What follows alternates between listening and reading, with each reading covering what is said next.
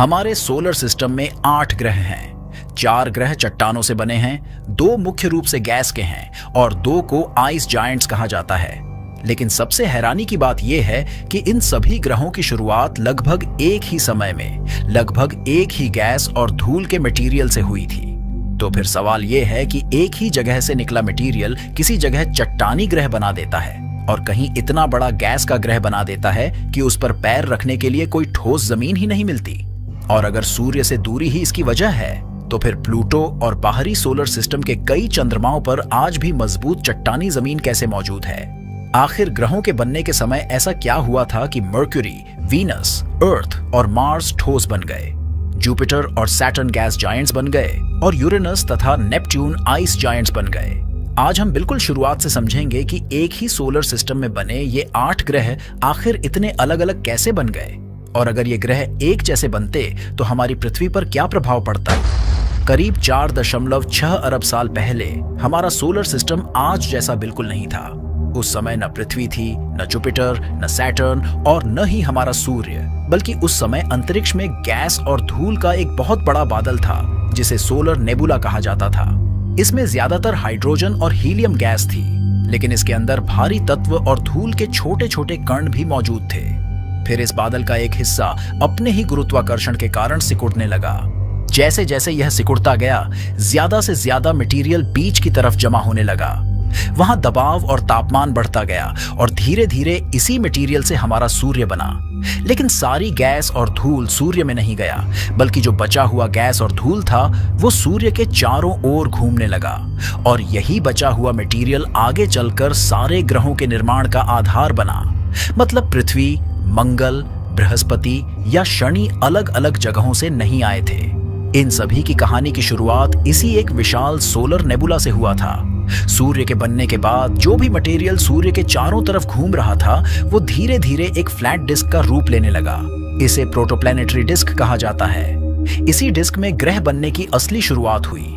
इसमें मौजूद धूल के छोटे छोटे कण आपस में टकराने लगे। कई बार ये कण आपस में चिपक जाते और धीरे धीरे छोटे कणों से बड़े टुकड़े बनने लगे।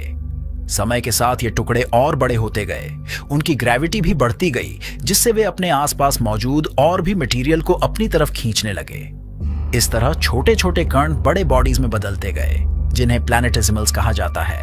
फिर ये प्लैनेटेसिमल्स भी आपस में टकराकर और जुड़ते गए। धीरे धीरे इनसे उससे भी बड़े बॉडीज बनने लगे, जिन्हें प्लैनेटरी एम्ब्रियोज कहा जाता है।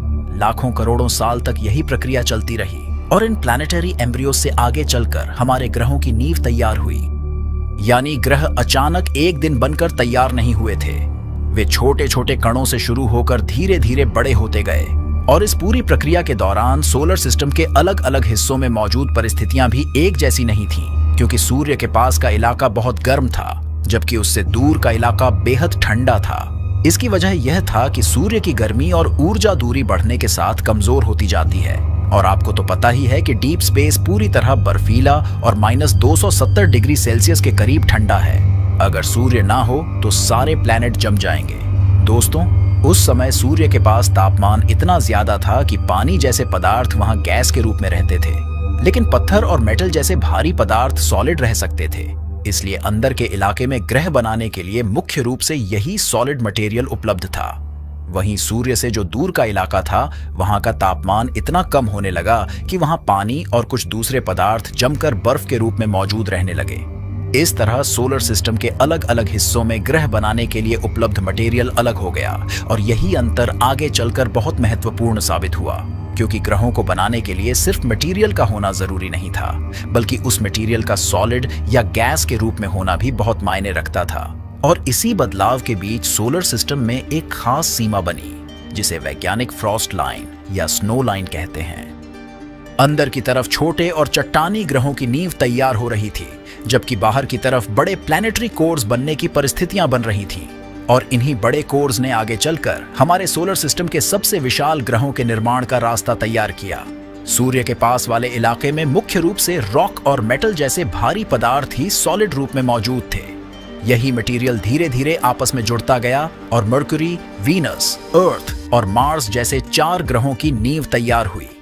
इन ग्रहों को टेरेस्ट्रियल या रॉकी प्लैनेट्स कहा जाता है, क्योंकि इनकी बाहरी सतह ठोस चट्टानों से बनी है। लेकिन इन चारों के पास जुपिटर या सैटर्न की तरह बहुत बड़ी मात्रा में हाइड्रोजन और हीलियम जमा करने का मौका नहीं था। इसके पीछे एक वजह यह भी थी कि सूर्य के पास का इलाका बहुत गर्म था और हल्की गैसों को वहां लंबे समय तक रोक पाना मुश्किल था। इसलिए यहां बने ग्रह अपेक्षाकृत छोटे और ज्यादा घने रहे। मरकरी सबसे छोटा और सूर्य के सबसे करीब है। वीनस आकार में अर्थ के करीब है, लेकिन उसकी सतह बेहद गर्म है। अर्थ पर लिक्विड वाटर और जीवन के लिए अनुकूल परिस्थितियां बनी, जबकि मार्स काफी छोटा रह गया और आज बहुत ठंडा तथा सूखा दिखाई देता है। यानी चारों ग्रह एक ही इलाके के मटेरियल से बने, फिर भी उनकी कहानी एक जैसी नहीं रही। लेकिन सोलर सिस्टम की कहानी यहां से अचानक बदलती है। जुपिटर की कहानी एक बहुत बड़े ग्रह के रूप में शुरू नहीं हुई थी। शुरुआत में वहां भी बाकी ग्रहों की तरह छोटे छोटे सॉलिड पार्टिकल्स और बॉडीज मौजूद थे। ये आपस में जुड़ते गए और धीरे धीरे एक बड़ा प्लैनेटरी कोर बनने लगा। जैसे जैसे यह कोर बड़ा होता गया, इसकी ग्रेविटी भी मजबूत होती गई।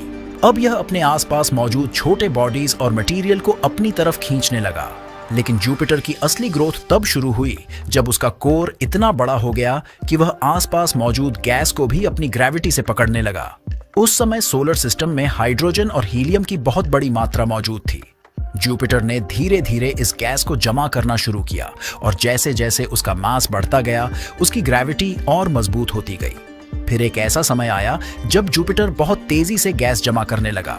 कम समय में ही उसने इतनी ज्यादा हाइड्रोजन और हीलियम इकट्ठी कर ली कि वह सोलर सिस्टम का सबसे बड़ा ग्रह बन गया। यानी जुपिटर पहले एक छोटा सॉलिड कोर था, लेकिन बाद में उसी कोर की ग्रेविटी ने उसके चारों तरफ गैस की एक विशाल परत जमा कर दी और इसी वजह से आज जुपिटर को गैस जायंट कहा जाता है। अब चलते हैं जुपिटर के अंदर और देखते हैं कि इस विशाल ग्रह के नीचे आखिर क्या मौजूद है। दोस्तों, ऊपर से देखें तो जुपिटर की मोटी एटमॉस्फेयर में मुख्य रूप से हाइड्रोजन और हीलियम है। लेकिन जैसे जैसे हम इसके अंदर जाते हैं, प्रेशर और टेम्परेचर लगातार बढ़ते जाते हैं। इतना ज्यादा प्रेशर पड़ता है कि हाइड्रोजन का व्यवहार भी बदलने लगता है। गहराई में जाकर हाइड्रोजन एक ऐसी अवस्था में पहुंच जाता है जिसे मेटालिक हाइड्रोजन कहा जाता है। यह सामान्य गैस जैसा बिल्कुल नहीं होता और इसके भी नीचे जुपिटर के अंदर भारी एलिमेंट से बना एक बहुत घना सेंट्रल रीजन मौजूद माना जाता है, जिसे हम इसके कोर या कोर लाइक रीजन के रूप में समझते हैं। यानी जुपिटर के अंदर कोई ऐसी साफ सुथरी जमीन नहीं है जिस पर हम उतरकर खड़े हो सकें। ऊपर से नीचे जाते हुए गैस धीरे धीरे बेहद घने और दबाव वाले पदार्थ में बदलते जाते हैं। इसीलिए अगर कोई स्पेसक्राफ्ट जुपिटर के अंदर उतरने की कोशिश करे तो वह किसी जमीन पर जाकर नहीं रुकेगा, बल्कि जैसे जैसे वह नीचे जाएगा, प्रेशर और टेम्परेचर इतना बढ़ता जाएगा कि वह नष्ट हो जाएगा। जुपिटर के बाद अगला बड़ा ग्रह है सैटर्न। यह भी एक गैस जायंट है और इसका निर्माण भी एक बड़े प्लैनेटरी कोर से शुरू हुआ था, जिसके आसपास बाद में हाइड्रोजन और हीलियम जैसी गैसें जमा होती गईं। सैटर्न जुपिटर से छोटा है, लेकिन फिर भी इतना बड़ा है कि इसमें करीब 760 पृथ्वियां वॉल्यूम के हिसाब से समा सकती हैं। लेकिन सैटर्न की सबसे खास चीज उसका आकार नहीं, बल्कि उसके चारों तरफ मौजूद रिंग्स हैं। ये रिंग्स एक ठोस चादर नहीं है, इनमें अरबों खरबों छोटे छोटे पार्टिकल्स हैं जो मुख्य रूप से बर्फ और चट्टानी मटेरियल से बने हैं। इनका आकार बेहद छोटे धूल के कणों से लेकर कई मीटर तक हो सकता है। वैज्ञानिकों के अनुसार ये रिंग्स सैटर्न की ग्रेविटी के कारण किसी पुराने मून या कॉमेट जैसे पिंड के टूटने से बना होगा। सैटर्न के पास मौजूद छोटे पार्टिकल्स भी उसकी ग्रेविटी के प्रभाव में उसी क्षेत्र में घूमते रहे और धीरे धीरे रिंग्स जैसी संरचना बन गई। सैटर्न की एक और खास बात है, इसकी एवरेज डेंसिटी पानी से भी कम है। यानी अगर हमें इतना बड़ा बाथटब मिल जाए कि जिसमें सैटर्न को रखा जा सके, तो वो इतना हल्का है कि डूबने के बजाय वो तैरता हुआ दिखेगा। हालांकि ये एक उदाहरण है उसके डेंसिटी को समझाने के लिए। सौरमंडल के बाहरी छोर पर मौजूद दो ऐसे ग्रह हैं जिन्हें हम अक्सर एक जैसा मान लेते हैं, यूरेनस और नेपच्यून। पहली नजर में ये दोनों ग्रह जुपिटर और सैटर्न जैसे विशालकाय गैस के गोले लगते हैं, क्योंकि इनके पास भी पृथ्वी जैसी कोई ठोस जमीन नहीं है और इनके ऊपरी वायुमंडल में हाइड्रोजन और हीलियम जैसी हल्की गैसें मौजूद हैं। लेकिन इन दोनों के अंदर का सच बेहद अलग और चौंकाने वाला है। यूरेनस और नेपच्यून के भीतर पानी, अमोनिया और मीथेन जैसे भारी पदार्थों की मात्रा जुपिटर और सैटर्न की तुलना में काफी ज्यादा है। इसी वजह से वैज्ञानिक इन्हें गैस जायंट्स नहीं बल्कि आइस जायंट्स कहते हैं। यहाँ आइस का मतलब पृथ्वी पर जमने वाली सामान्य बर्फ नहीं है। इन ग्रहों के अंदरूनी हिस्सों में तापमान हजारों डिग्री सेल्सियस और दबाव पृथ्वी से लाखों गुना ज्यादा होता है।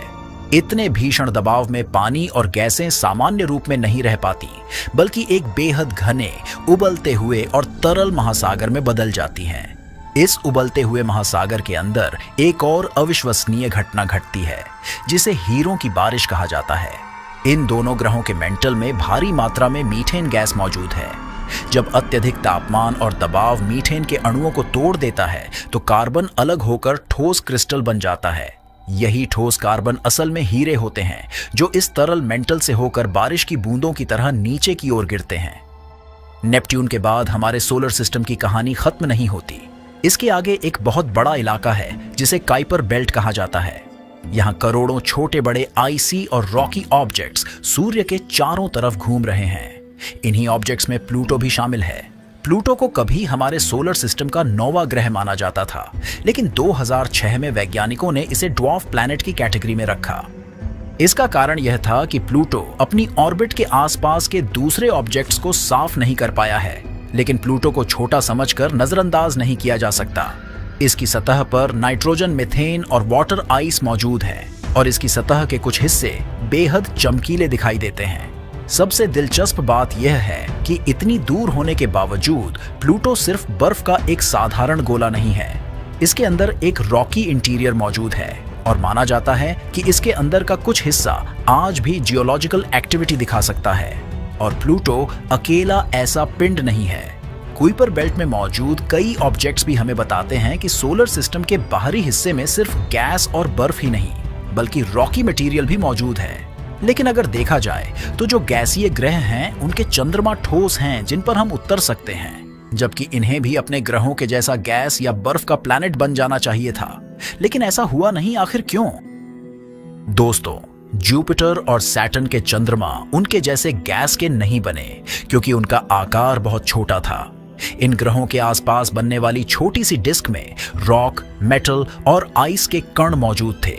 ये कण आपस में जुड़कर चंद्रमा बने।